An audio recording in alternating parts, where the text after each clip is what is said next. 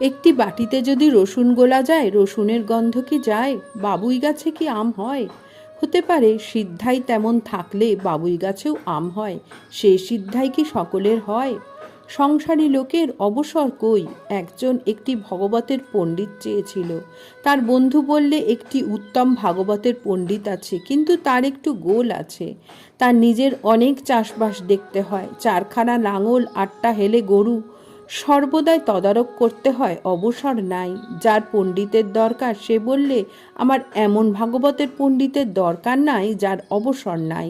লাঙল হেলে গরুওয়ালা ভাগবত পণ্ডিত আমি খুঁজছি না, আমি এমন পণ্ডিত চাই যে আমাকে ভাগবত শোনাতে পারে। এক রাজা রোজ রোজ ভাগবত শুনত। পণ্ডিত পড়া শেষ হলে রাজাকে বলতো, রাজা বুঝেছ?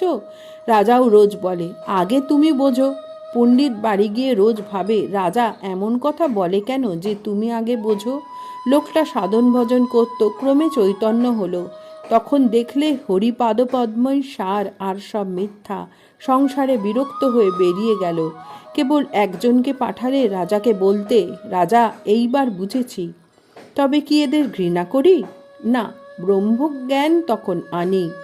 তিনি সব হয়েছেন, সকলেই নারায়ণ, সবজনই মাতৃজনী। তখন বেশ্যা ও সতীলক্ষ্মীতে কোনো প্রভেদ দেখি না।